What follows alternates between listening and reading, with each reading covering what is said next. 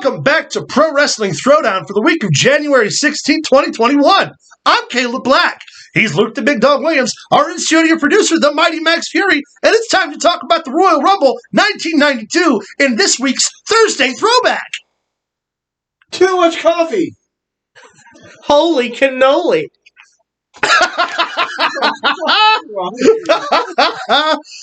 Last week we did the throwback for the Royal Rumble 2005 and the epic beatdown that Daniel Puder got from Eddie Guerrero, Chris Benoit. So good, we watched it again today. This week we are talking about the Royal Rumble 1992. Luke? Oh, that's me. All right, well, let's predecess the Royal Rumble. Let's do that. Survivor Series 1991. Do that. Hulk Hogan wrestles The Undertaker for the heavyweight championship. Yes, he does. Ric Flair interferes. Yes, he does. Undertaker wins the heavyweight championship. Yes, he does. A rematch is penciled in for Tuesday night in Texas, Yes, December 12th, 1991. The Undertaker loses by having ashes thrown in his eyes. Yes, he does. Hulk Hogan wins the title. Of course, Yep. Jack Tunney then comes out, says, "You can't do that." Slaps the wrist. Yes, he does. And puts the championship up for the very first time in the Royal Rumble as the winner-take-all for the heavyweight championship. Yes, he does. The 1992 Royal Rumble Yes, it is. emanated on January 19th, 1992 from Albany, New York. Albany. Yes, it did. You can tell I'm from the South. It's a Knickerbocker Arena. The attendance was 17,000. 17,000 for 1992. So Woo! think about that. 17,000 in Was attendance. At the date, the most stacked Royal Rumble in the history of Royal Rumble. Yes, sir. Everybody was a viable contender. And the thing is it's still to this day Among the most stacked. Yeah. Because at that day, everyone who was on pay-per-view or in the Royal Rumble was a main level contender. There wasn't the Colognes coming in or feeder talents. Or feeder talent. It was all name people wrestling for the championship. Now, by the way, I'd like to take this time to formally announce I'm declaring for the Royal Rumble 2021 that he will watch it with me and Maximus. We will get drunk and watch the Royal Rumble. The first two men to start was the British Bulldog, who just had a habit of being in the first three people every Royal Rumble he was in. Well, if you're going to open up hot, Bulldog and Owen. Good way to open it. Who was the second guy?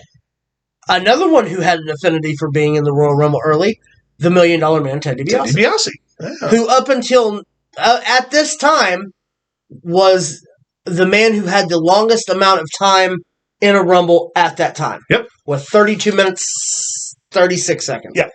And I want you to go back and look because I'm correct. When it comes to the Royal Rumble, you can't stump this guy. Ric Flair, is so true, man. Of course, comes in at number 3 and goes on to win the entire Royal Rumble. Wins the heavyweight championship. Yes, he does. At the time was the longest performance in a Royal Rumble at 1 hour and 2 seconds. 1 hour, 2 seconds to win the heavyweight championship by eliminating Sid Vicious to win the championship. Yeah, buddy. Let me just list you off some names here. Why don't you throw us out some names? This is the field of the Royal Rumble participants. Why don't you give us all the names? How about that? In order. Yeah.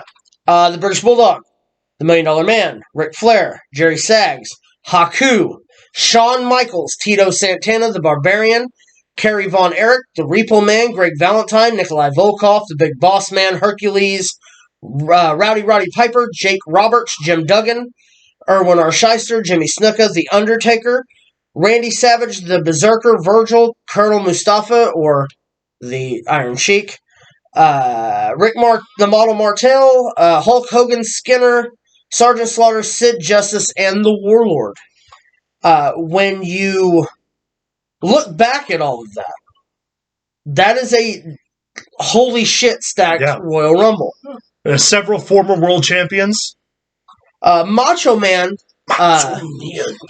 Actually, they call this the Macho Man rule because it was later implicated that you couldn't do this.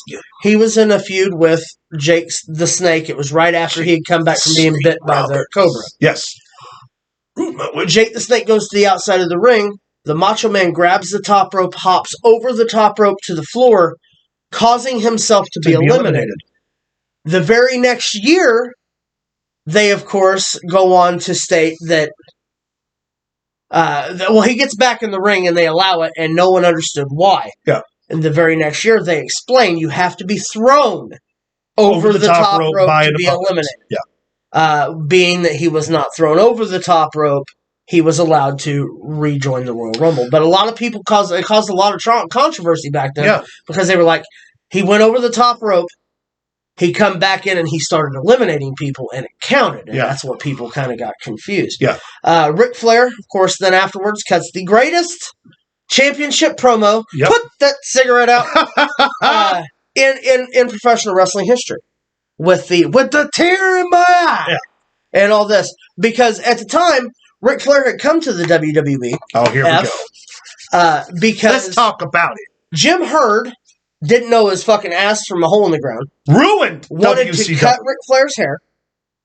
Wanted to make him wear an earring and call him Spartacus.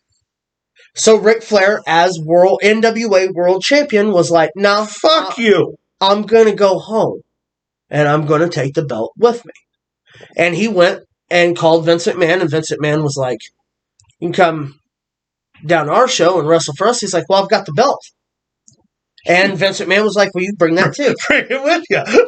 And on television, bring the NWA World title. Or the first month or so, Ric Flair showed up with Bobby Heenan calling him the real world's champion. Yep. And he had the big gold WCW belt on WWE television. Yeah. A month in, around the time the Survivor Series took place, Ric Flair had got his deposit back and had sent the belt back. So what he was doing is he was carrying around a tag replica of the Tag Team Championship, and they were distorting it on TV. Yeah.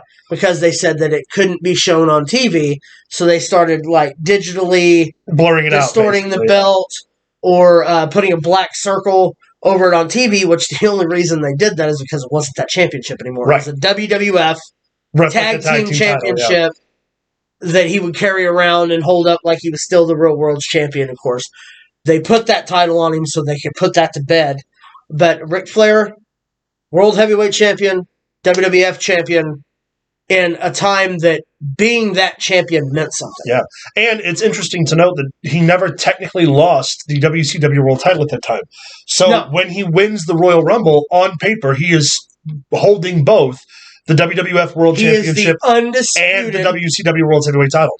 And they never talk about that fact. But he was, on paper, technically champion for both promotions at the same time. Well, technically, yes. He never lost the title. Yeah. Although they had already brought out a new championship belt and had already crowned Luger champion by no one that pinned time. him to the belt. But what I'm saying is that's why he wasn't ever credited. Right. Is because the championship had already been pulled. Yes. It wasn't the same belt, mind you. And they ended up turning that belt in WCW into like the WCW International Championship or some bullshit. Yeah. Where, of course, he ended up beating... Flair ended up going back and beat Vader for the WCW Championship. And Sting beat Rick Rude for that title, the International, and then Sting and Flair unified the titles. Yep.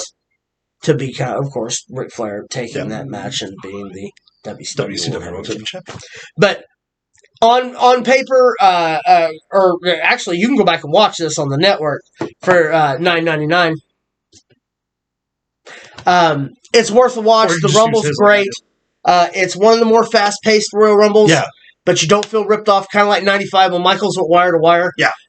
There was 60 seconds in between people, and it was Michaels and the Bulldog through the entire Royal Rumble. Yeah, man. 95. Could you imagine if Bulldog? It can always come back to them until the very day of the first two that started and the last two that were in the ring. Yeah. And the only reason they did that is because Ric Flair was no longer in the company and had been known to be the only person to go from number 3 and win the thing, and they needed somebody to go wire to wire, and who better than Shawn Michaels? Than the Iron Man, Shawn Michaels, yeah. It's a very good point. But go back, watch it. It's great. You get to see Hulk Hogan literally have a conniption fit on television when Sid Vicious dumps him. Like, I can't believe he did that. And you actually get to see Hulk Hogan's first heel moment in WWE when he grabs Sid Vicious's arm and Ric Flair dumps him over the top rope. It was the first time Hogan went heel on paper. Yeah, well, He went heel, but he helped a babyface and defeated the heel. No. He pulled Sid Vicious out. Ric Flair was the heel. Yeah, but Sid Vicious was also a heel. But what I'm saying is, he went heel by his say your prayers, eat your vitamins, always do the good thing, always do the right thing. And he cheated. And he flipped out and helped Ric Flair win the Royal Rumble by cheating. Yeah, he did. Therefore, kind of planted the seed for everything that you would see in WCW from 95 till it was over. Yeah. Guys, that's our recap of the 1992 Royal Rumble. Throwing down the gauntlet. Try and stump me. Put it in the comments. Okay, I'm going to preface this with, I cannot stump him on the Royal Rumble. That is the only thing. Like when we talk about our point videos, the Royal Rumble is going to be a deciding factor. You said it last week when you were like, that's the one I don't like. That's the hard one. That's the one I can't beat him on. I think I've only ever outcalled him on one Royal Rumble in the past 16 years. And it was the year that The Undertaker beat Shawn Michaels, and you didn't win the card. You won the Rumble pick. That's correct. I won the card. Well, we'll see about that. We'll see what happens. But gauntlet thrown down. If you think you can stump me or you have something, find something that you think you can beat him on the Rumble. What we'll do is we'll air it live. Here's what we'll do. I've got it. You send either an email or a Facebook message or a tweet or something with a trivia question, whatever.